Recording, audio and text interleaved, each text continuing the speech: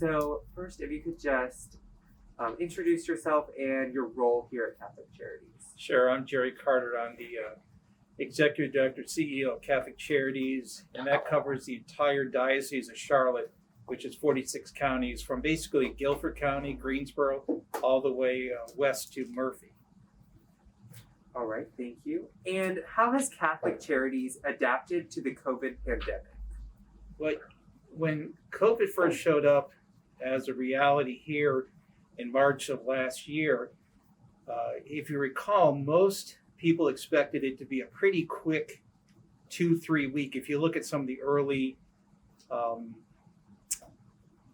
TV commentators or the TV talk show hosts talked about quarantining for 2 or 3 weeks, COVID would be done, and we'd be moving back on to life as normal. And of course, that isn't what happened. So pretty quickly, it was apparent to us that it was not going to be life as usual, life as normal within a short period of time. So in a very short period of time, we had to pivot from going from in-person services to something that was entirely remote. Food pantry, for example, being something that we used to invite people into the building. They would be able to select their food. They'd be able to interact with staff, to something where we needed to have a remote where folks would be outside the building so that we could keep everybody safe. So how we adapted, so immediately we had to implement some of the COVID-19 safety measures, wearing masks, temperature checks, sanitizing our buildings, requiring that staff work remotely so that we didn't have as much chance of spreading COVID. So you had all those kind of safety things that really changed how we could interact as staff. We had to make sure that we also didn't miss any time of providing services. So even though COVID hit with a pretty rapid kind of punch to the quality or the ability that we could provide services, we had to be able to provide services without any kind of gap. So we were able to do that. We had to pivot our services. Mentioned food pantry. Food pantry then became a drive-up kind of thing, which we'd never done before. So that's a pretty radical thing when you have to shift from folks coming in to folks driving up and then driving away with their food. One of the biggest changes happened for us was use of technology. So as opposed before, you had staff that could come into the office and carry out their work. They had their computers there. They could interact with other folks. We could have participants come in, meet one-on-one with staff and participants together. You didn't have that with COVID because you couldn't have the folks coming into the building. So we deployed a lot of technology, and we had to do a lot of scrambling during the early days to make sure that staff had computers, had printers, had the telephone kind of connection that they needed in order to provide services. We had new services that had to be provided pretty quickly. There was a massive need for increased not only food, but also folks that needed COVID assistance. So hundreds of thousands of dollars flowed into Catholic Charities in order to be able to provide COVID assistance, folks that were in danger of losing their utilities or being evicted. Unemployment as an issue that a lot of families hadn't faced before. So those were all kinds of programs that we had to address, and we had to use technology to be able to do it. So it really did change a kind of a regular process of in-person services to something where we had to figure out how do you get it all done and how do you even expand when you have your staff working remotely now as opposed to coming together. Thank you very much. So evidently the Catholic Charities has adapted to COVID greatly, but how have the needs of the people in the Diocese of Charlotte changed since COVID began? Well, when you look at the research, there seems to be pretty substantial increased need for people for food, for example, food insecurity. We have a tremendous number of people who are showing up to our food pantry here in Winston-Salem, for example, who have never been to a food pantry before. You could tell by their interaction with us, and of course they were welcome, but you could tell the embarrassment, you could tell the concern. They had never been into this kind of situation before, but for a lot of folks, you can go a month if you have savings, and some folks can go 2 months. Nobody can go 6 months. There's almost nobody out there that's sitting there on enough backup cash. If they've been unemployed for 6 months, that they can keep it all going. That's a pretty rare. The average American has at most 2 months of backup savings. When you remember back to March and April and May of last year, how many businesses were closed? And all those restaurants that you typically go to up and down Stratford Road and other places, in Winston-Salem and other cities, they were all closed. It's easy to remember now, it's easy to forget, I should say now, with so many places being open again, even if the hours are a little bit limited and some places you can't eat inside, but they're open now. But back in March and April, May of last year, they weren't open. And so for so many businesses that suffered in the early days of COVID-19, there were a lot of service industry folks that were just simply either facing reduced hours or in fact being laid off. So that was a real surprise for a lot of people that they were actually food insecure. So that's one of the things that folks experienced. The second thing is folks that had always been paying their bills, always been paying their utilities and their rent payments or their mortgage payments, and all of a sudden now, they haven't worked in 2 months, or they've had reduced hours, or they're staying home with their children to take care of their children who are not in school, and so they aren't able to work. And all of a sudden they're a month or 2 months behind on their rent or utilities. So that was another place that we saw a real change to folks living in the Diocese of Charlotte. There's also, again, I mentioned the folks that were having trouble with taking care of their children while the schools were closed, and they had to be there, especially the younger children. That was a real change. And then the last one, there's a lot of research about, and we're seeing it as well, not just from research, but we're actually seeing it, a lot of stress and anxiety from folks of wondering, when is it going to reopen?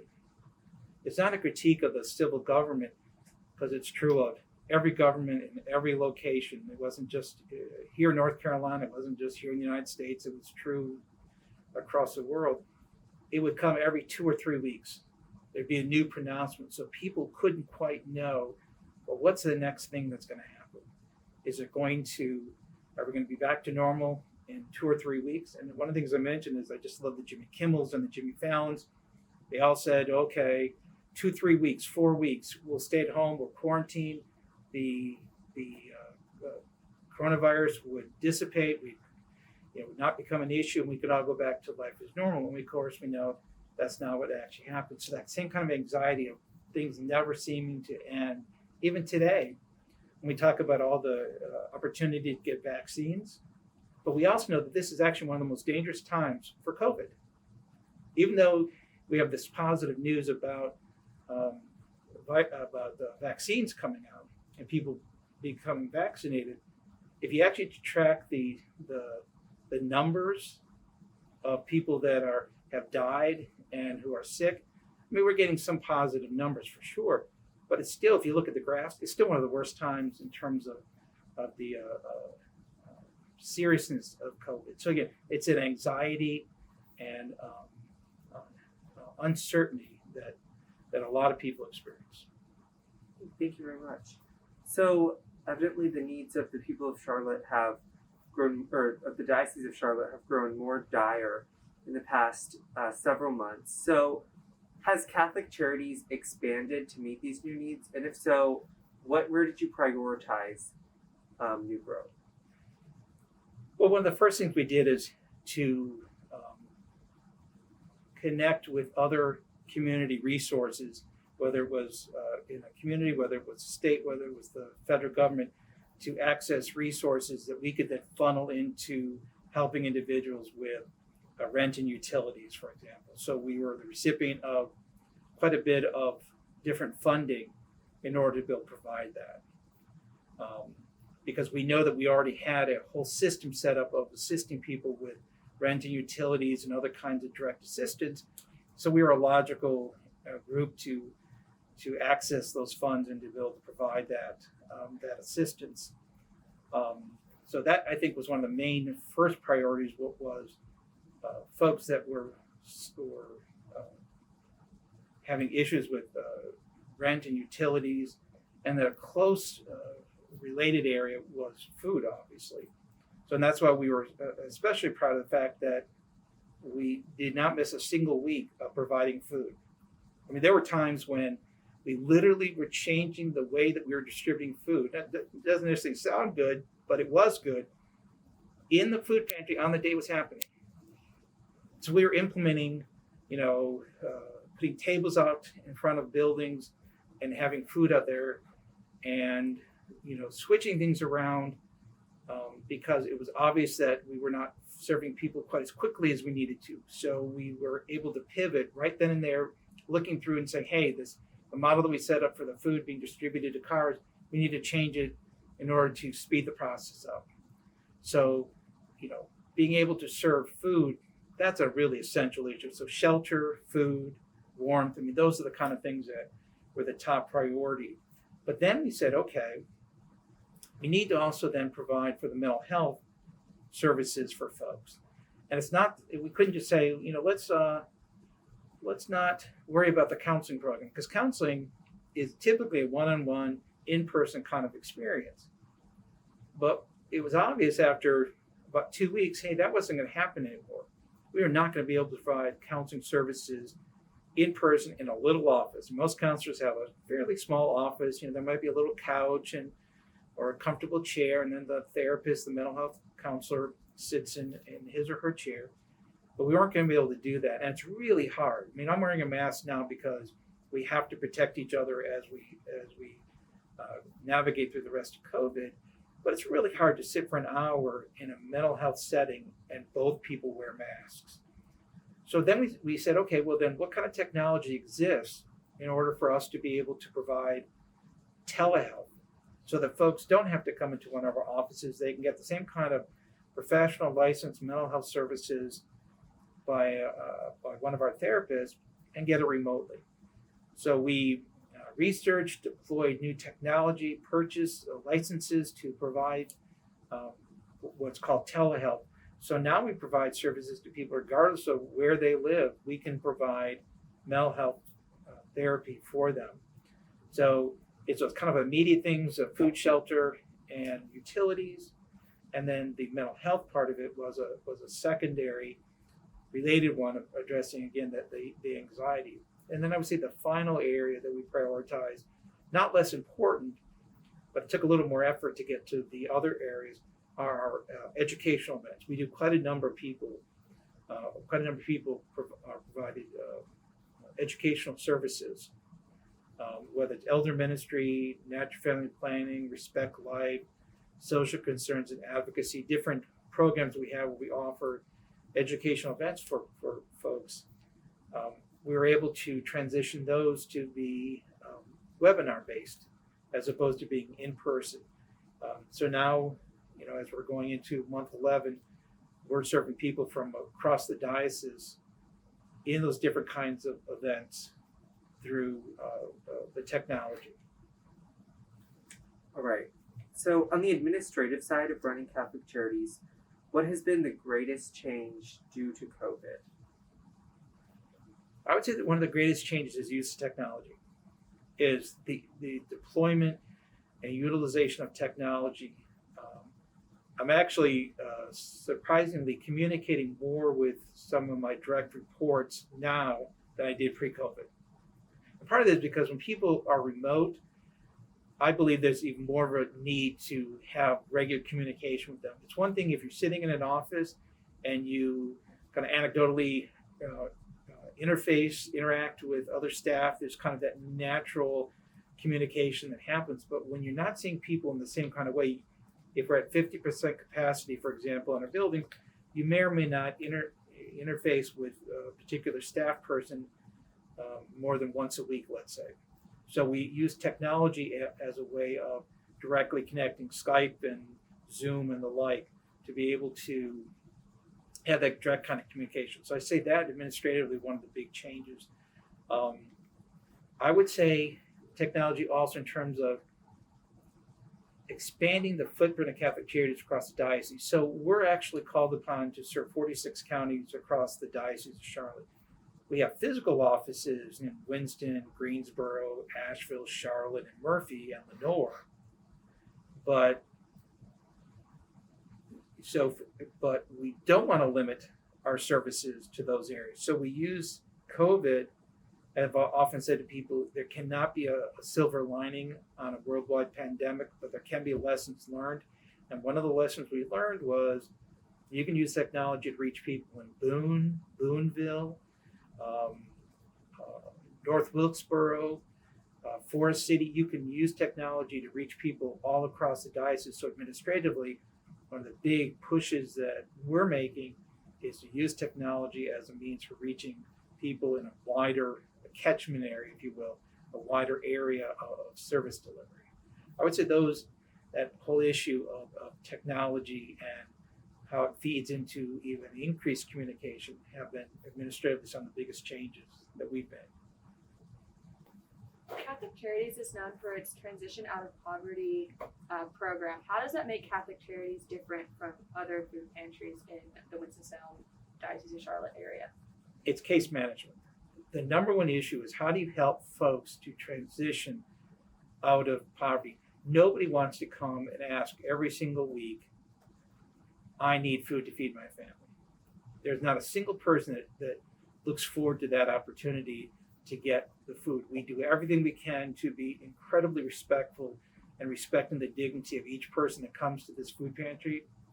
But at the end of the day, who wants to come in and say, I need food, I need help providing nutritious food items for myself and my spouse and my children? So the transition out of poverty program is a case management model that we adopted several years ago. COVID really disrupted it. We'll be re-implementing it in a broader way later on in 2021. But it's a way of working with people's resiliency to help individuals to set up their own individual opportunity plan for addressing those barriers that they themselves have identified that keep them from being able to secure the resources they need. So for one person, it might be something like completing their education. For another person, it might be addressing some kind of health issue. For somebody else, it might be a transportation issue. So a quick example would be an individual that we put tires on somebody's car. And I'm especially proud of that we provided 4 tires for somebody's vehicle, and they had 4 bald tires. Not a lot of agencies that have a charism, have a ministry, a purpose that permits them to buy tires. I'm not saying there aren't any, but it's one of the unique qualities of Catholic Charities is that we look at the human person and we say, well, in the top program, what is it that they need that to help them overcome the barriers? So for one person, it was the person didn't have the tires in order to be able to get to work.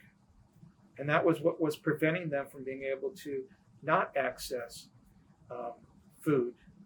Because if they had the tires at work, if their vehicle worked, they could go to work. We purchased steel-toed boots for people. I mean, that's part of their case management. Part of their top was working with somebody that, in fact, had a job at a construction site, but didn't have the tools they needed, the boots. So we were able to step in for our donors. We were able to step in and purchase those shoes for someone so that they could access that job. So that's what I love about the top program. I love about case management, because there really is effectively no way to get out of poverty without that same kind of case management, and you do it naturally.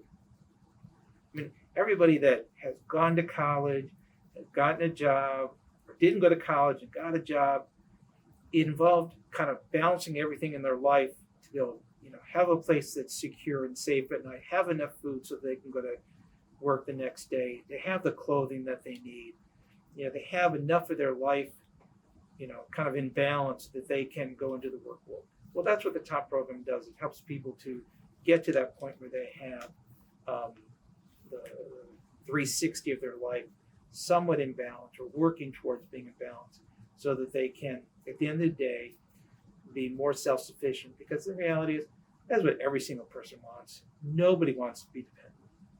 I mean, this interview today is with students at Bishop McGinnis. Even though most folks that are 17, 18, they enjoy the perks that parents give them, but they don't want to be 35 and still have to have their parents pay for everything.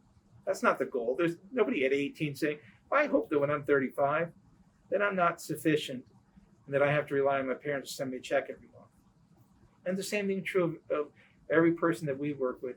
They want to be independent. They want to be able to provide the food and the clothing and the housing and the utilities and the things for themselves and their significant others, their children. But so many times there are barriers, and that's what the top program allows, is for someone to support a person as they try to transition out of that, some of the needs that they have in their lives. So you spoke earlier that there have been some pretty significant donors to Catholic Charities. Have you noticed that throughout the diocese, that along with the increased need has come with an increased community support and donations? It's been shocking. I mean, I actually think that's the word used. It's been shocking, the generosity. I mean, I'm always amazed. Every single donor that contributes to Catholic Charities, they get a personal note from me. So that means 2,000 times a year, I sign a letter, and I write a little note, and it's very sincere. I mean, there's a printed letter for tax purposes, but I always write a little note and thank them and sign it and all that. So I know every single donor that contributes. I mean, I see that they contribute, and we get really small donations. I think the smallest I remember recently is $4. And we've got 2 $100,000 gifts that were just sent in the mail.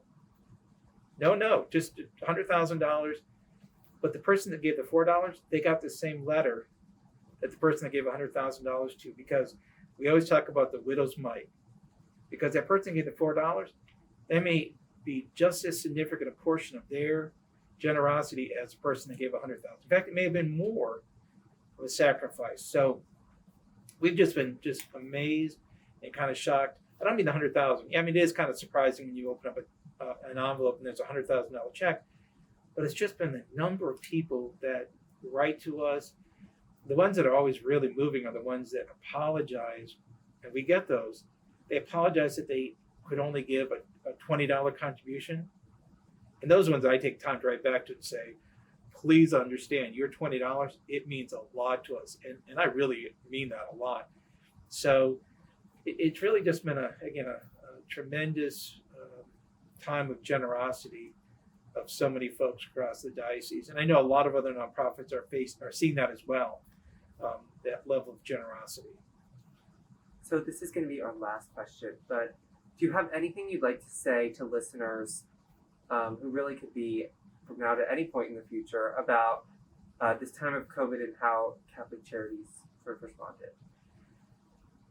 Because of my position, I see kind of the big picture. I see kind of what happens across the board, and I cannot express more sincerely how moved I've been with the generosity of so many people, of staff stepping up, volunteers stepping up. Just so much goodwill has been shown to the folks that we're privileged to serve. For so many folks, there's kind of, I've felt with COVID, there's kind of two worlds.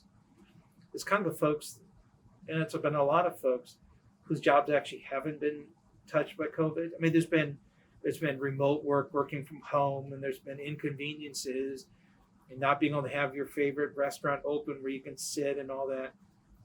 And then there's a whole nother group where that great divide, and it wasn't necessarily a divide that existed before COVID. It was industry-based. I mean, there are people that they did everything that they were supposed to do. I know that there aren't worthy and unworthy poor. I'm not trying to indicate that, but there are people that COVID really shocked them because they did every single thing they were supposed to do, and yet their industry was devastated. I was talking to a doctor. We think, okay, medical doctor, MD, who said that he lost 75% of his income in 2020.